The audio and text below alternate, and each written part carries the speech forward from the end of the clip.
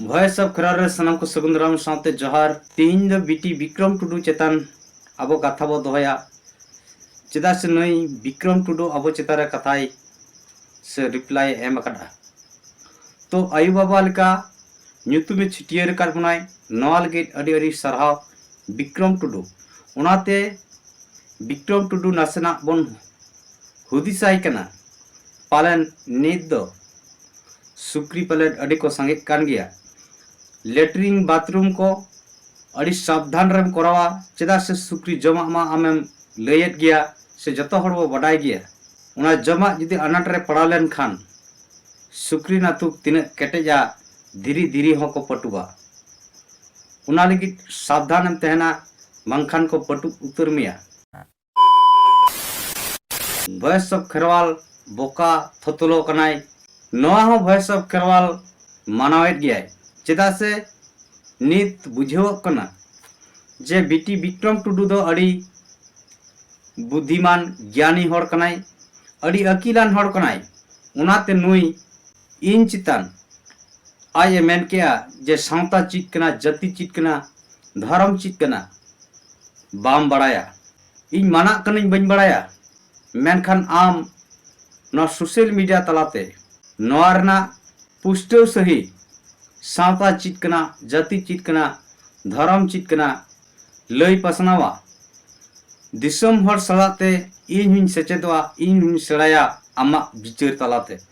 चेदा से आम दो अकिलान होड़ कना जाति सावता धर्म चीज का नाम बड़ाया आरो इन पास्टर से कुकली तहन कना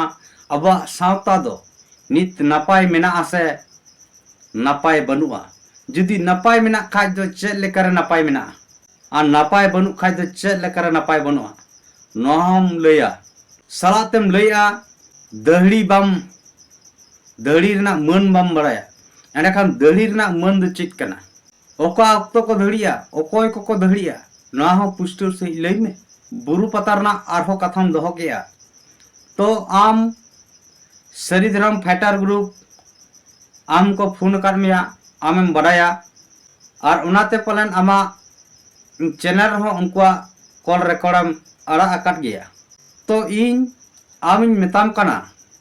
ओ जे मेंदा बुरु पतारे सारगा लहट सारगा गुरु लिकाम तिरु बकाना आमा कोड़ाम कलजा जुदी केटेज गेतामा एंडेखान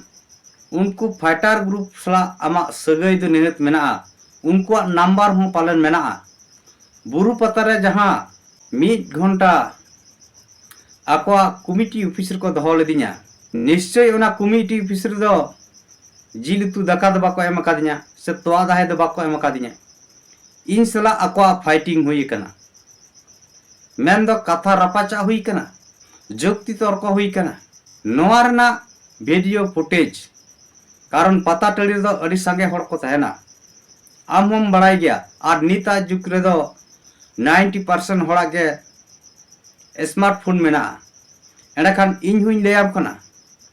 अड़ी संगे हड़ 15-20 हड़ ओंडे इन कमिटी ऑफिसर को वीडियो का दिया वीडियो रिकॉर्ड कदा को तो उनातिन मेनदा कोड़ाम कलजा जुदी केटेज गेतामा तरुप लिका जुदी आमा मोनेरे आमा कोड़ाम रे साहस मेना एंडेखान फाइटर ग्रुप ठेज खय ओना वीडियो कलेक्शन कते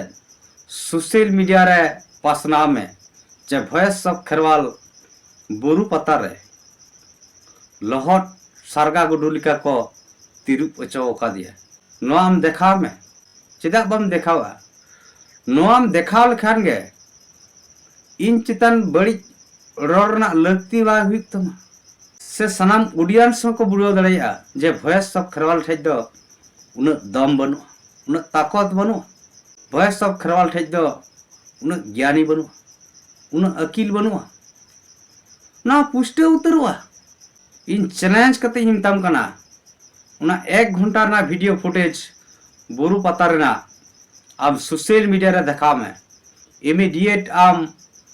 फाइटर ग्रुप में न्यूमेट का उनको ठे कॉल करते उना वीडियो फुटेज आम हाता में और सोशल मीडिया रे अड़ाक में दम मेना ताम खान उना फुटेज जुदी मेला पायड़ा लेकाम चिड़ी रे देयाम कना जहां को सताम चितान आमी कुकली केद मिया सावता चीज कना धर्म चीज कना जाति चीज कना आम पुष्टव सहित लई में और नवा बांचा रेना हर नहार चीज कना नवा पुष्टव लई में तारपरे मना बोका और थकलो खाज दिसम हर आम सोशल मीडिया तला रको और भंदुड़ मिया ना चैलेंज तहन कना ओपन चैलेंज तहन कना बीटी न्यूज ओपन चैलेंज मान में बुरु पतर ना कमिटी ऑफिस रे 1 घंटा रना फुटेज सोशल मीडिया रे वायरल में जुदी दम मेना तमा तो गाते को अबो नहीं बीटी विक्रम टुडुआ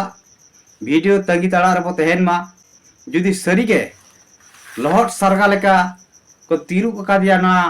बुरु पता रे जहाँ मजी बदल गाँव बाचाव जहाँ मजी बदल को अतु बांचावा जहाँ चिरकुट खातिर लहट पुसिलिका बुरु पता रे को तीरु का दिया उनारना वीडियो फुटेज कमिटी ऑफिस रेना 1 घंटा खन 1.5 घंटा हाबी वॉइस ऑफ खेरवाल उना कमिटी ऑफिस को दहले दिया जुदी उंडेना आध घंटा हो वीडियो फुटेज सोशल मीडिया रे वायरल दाड़ेया एंडे खान विक्रम टुडू वॉइस ऑफ खेरवाल पास्टा से कोना अड़ी अड़ी सरहाव थेना और बांखान बाय देखा दाड़ेया खाज दो मिड सप्ताह भीतर रे अब नोना वीडियो फुटेज बन खोजा कना आम देखा में तो मा एनखान गाते को ना वॉइस ऑफ खेरवाल पास्टा से कोना बीटी विक्रम टुडू अब कुकली बो रकाब के वॉइस ऑफ खेरवाल पास्टा से कोना और बुरु पतार ना घटना वॉइस ऑफ खेरवाल चितार रे जहाँ जहाँ हुईलिना लहट पुसिलिका लहट सरगा लेका को तिरु को चले दिया नोंकाना वीडियो फुटेज कमिटी ऑफिस रे जहाँ दो आज होय बुझाव दाड़े कान गया जिल उतु से तोआदा है दो एम लिगित दो कमिटी ऑफिस रे दो बाको दहले दिया और दिसम हड़ होन अब बुझाव दाड़े कान गया एंडे खान नोडेना वीडियो फुटेज नीत होñ मेताय कना जहाँ लेका बुरु पता खुना उनाना वीडियो फुटेज बाय वायरल लेना सोशल मीडिया रे आम दम मेना ताम खान आम सोशल मीडिया रे वायरल काप में माने खान सनाम गाते को निने मेन काते के तिना वीडियो रे दबो जिरोवा मा सनाम को इन पास्टा से कोना जोहार।